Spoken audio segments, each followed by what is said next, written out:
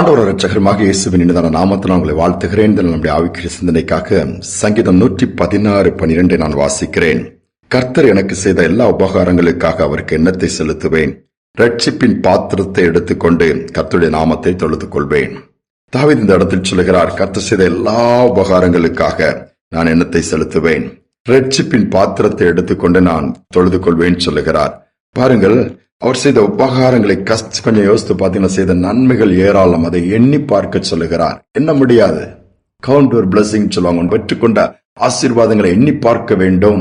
அநேக நேரத்தில் நம்ம அதை எண்ணி பார்ப்பதே கிடையாது, மறந்துடுவோம். அடுத்த பிரச்சனையை யோசிக்க ஆரம்பிச்சிருவோம், அடுத்த தேவைகளை யோசிக்க ஆரம்பிச்சிருவோம். தாவீதுடைய வாழ்க்கை அற்பமான ஒரு ஆரம்பம். ஆடு மேய்க்கிறதுல இருந்து கர்த்தர் அற்புதமாய் நடத்தி அதிசயங்களை செய்த அரசனாய் உட்கார வைத்தாரு.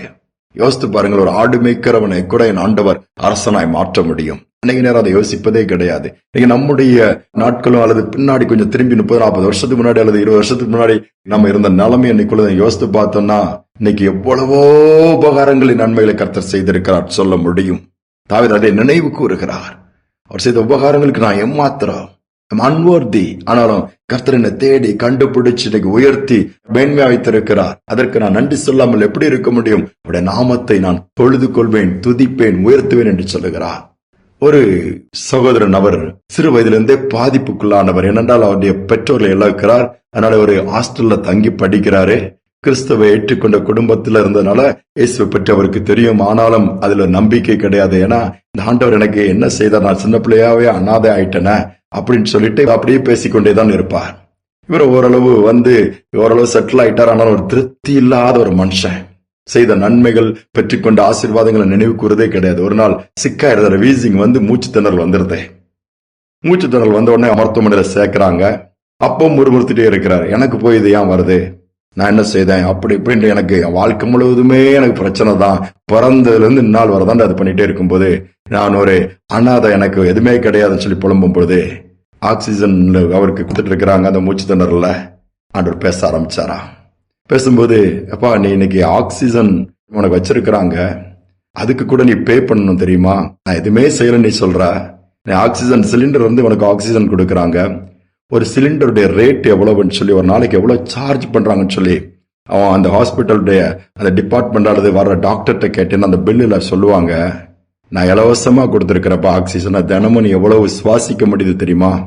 மிஷின் இல்லாமலாம் அவனை சுவாசிக்க வைத்தேன். ஆனா அதெல்லாம் நீ மறந்துட்டா. இன்னைக்கு மிஷின் வச்சுதான் அவனை சுவாசிக்க முடியுது. கொஞ்சம் யோசித்து பாரு. அப்படியே யோசிக்க ஆரம்பித்தாரா. அடுத்து நீ இப்ப அனாதன் எப்படி சொல்ல முடியும்னு சொல்லி ஆண்டவர் அடுத்த கொஸ்டின் கேட்டாரா. அப்ப கேட்கும்போது, இன்னைக்கு உனக்கு மனைவி இருக்கிறாங்க, பிள்ளைகள் இருக்குத.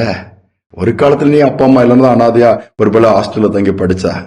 இன்னைக்கு நீ அனாதையா இல்ல, உனக்கு ஒரு ஏற்ற துணையை கொடுத்திருக்கிறேன், பிள்ளையை கொடுத்திருக்கேன், குடும்பத்தை கொடுத்திருக்கிறேன், வீட்டை கொடுத்திருக்கிறேன்.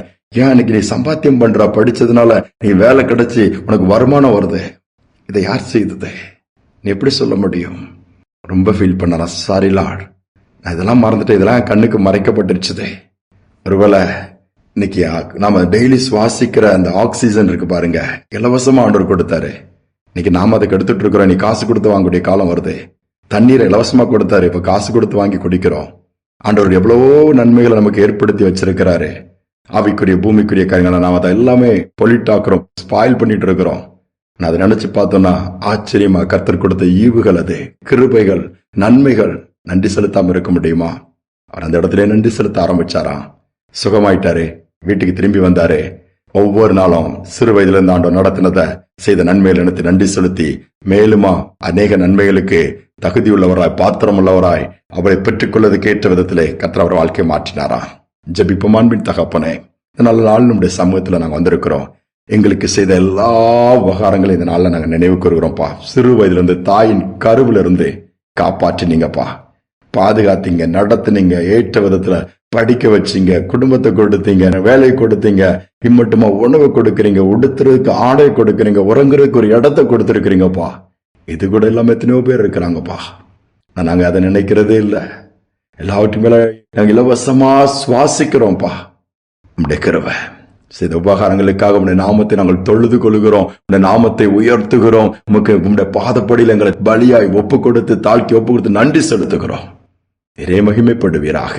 துதிகனமை ஏற்றுக்கொள்ளும் இயேசுவின் நாமத்தில் பிதாவே, ஆமேன், ஆமேன். கர்த்தர் நன்மையே செயல் என்று சொல்ல வேண்டாம். செய்த நன்மைகளை எண்ணி பார்ப்போம். எண்ணி எண்ணி துதி செய்வோம். ஏனென்றால் எண்ணில் அடங்காத நன்மைகளை கர்த்தர் செய்திருக்கிறார். தொடர்ந்து அவர் செய்வார். சிந்தனையோடு நாளை தொடருவோம். மீண்டுமாய் நாளை தினம் சந்திப்போம்.